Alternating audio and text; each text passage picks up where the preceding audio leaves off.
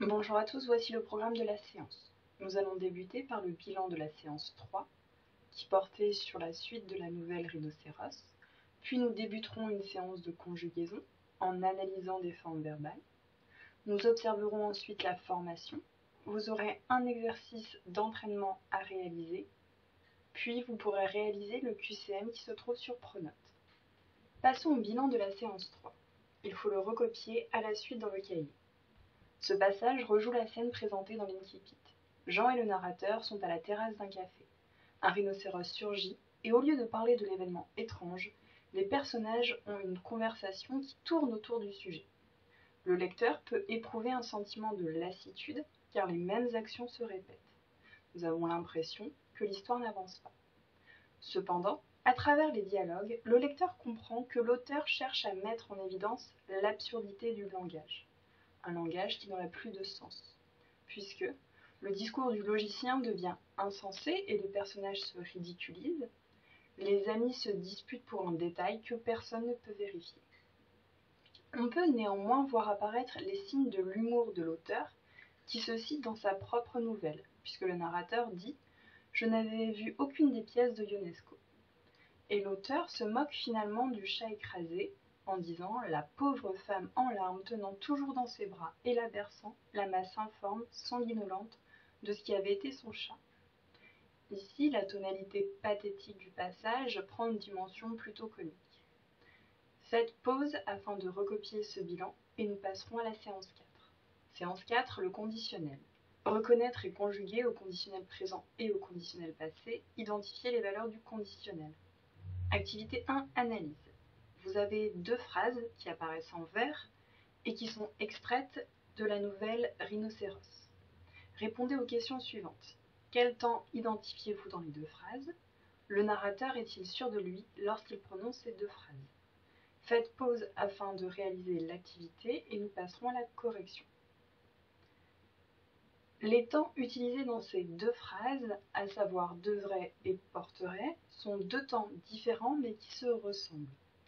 En effet, devrait est du conditionnel présent, qui se distingue par sa terminaison en AIS, et porterait est un futur simple avec une terminaison en AI. Le narrateur n'a pas le même degré de certitude dans ces deux phrases. Dans la première, il n'est pas sûr de lui, puisqu'il émet une forme de remords. Je devrais être plus conciliant.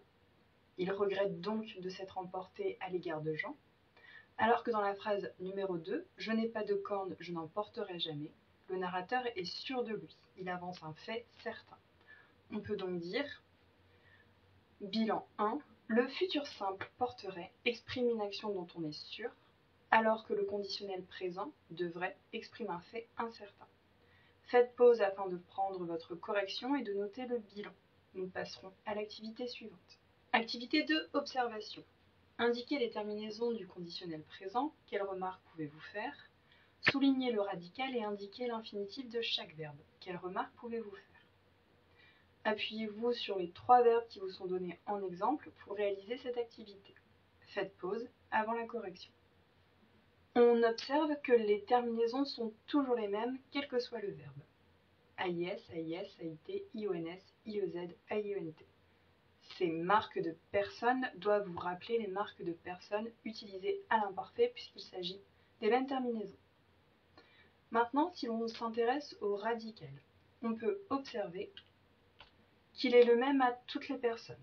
Il n'y a donc pas de modification de le radical, il s'agit simplement de prendre l'infinitif du verbe, de lui ôter sa terminaison et vous obtiendrez le radical. Cependant, ce que vous pouvez noter, c'est l'ajout d'une marque de temps entre le radical du verbe et la marque de personne. Elle apparaît en rouge dans la diapo.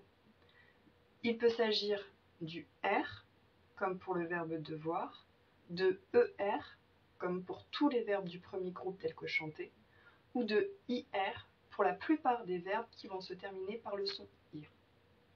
Passons donc à notre bilan numéro 2. Pour former le conditionnel présent, il faut partir du radical du verbe, à savoir l'infinitif sans la terminaison, ajouter la bonne marque du temps. Il s'agira soit de ER pour tous les verbes du premier groupe, soit de IR pour la plupart des verbes qui vont se terminer par le son IR, soit simplement de la lettre R pour tous les autres verbes. Puis, vous ajouterez la marque de personne, à savoir les terminaisons de l'imparfait. AIS, AIS, AIT, IONS, IEZ, AIENT. Prenons par exemple le verbe croire. Si je veux obtenir son radical, je dois lui enlever sa terminaison. J'obtiens donc le radical croit. Croire n'est ni un verbe en ER ni un verbe en IR, donc la marque de temps sera la lettre R. Croire. À cela, j'ajoute les terminaisons de l'imparfait, ce qui donne je croirais. Faites pause afin de recopier ce bilan et nous passerons à notre dernière activité. Activité 3, entraînement. Voici une liste de verbes. Il faut les conjuguer au conditionnel présent, d'abord avec je, puis avec nous. Faites pause dans la vidéo afin de réaliser l'exercice. Appuyez-vous sur le bilan 2 si vous avez des doutes. Voici la correction. Lire donne je lirai, nous lirions. En effet, en noir apparaît le radical li.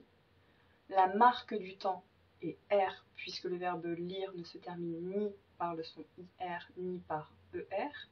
Et les marques de personne sont AIS et IONS. Pour le verbe crier, il s'agira donc de je crierai, nous crierions.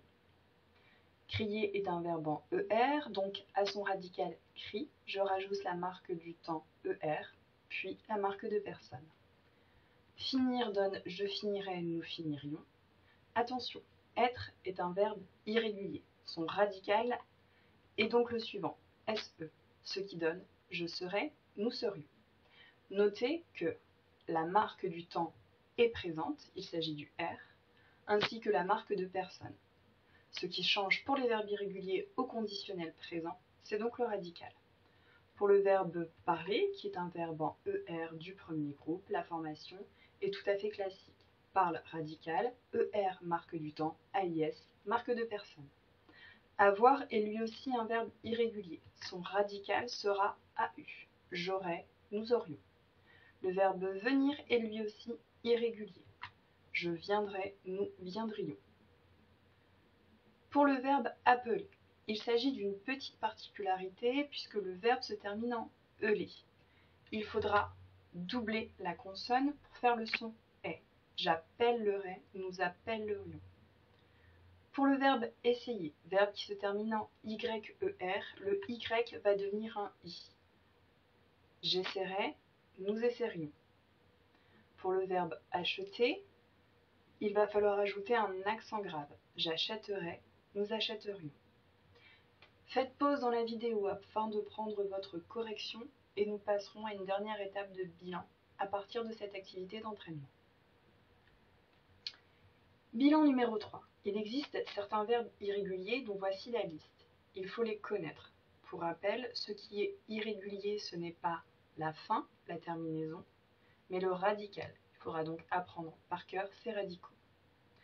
Dans certains cas, le radical va être modifié. Pour les verbes qui se terminent par YER, le Y va devenir un I, comme pour le verbe essayer. Pour les verbes qui se terminent en ET ou ELé, dans la plupart des cas, il faudra ajouter un accent grave. Mention spéciale pour le verbe appeler et le verbe jeter, ainsi que leurs composés, pour lesquels il faudra doubler la consonne. J'appellerai, je jetterai. Faites pause afin de copier ce bilan.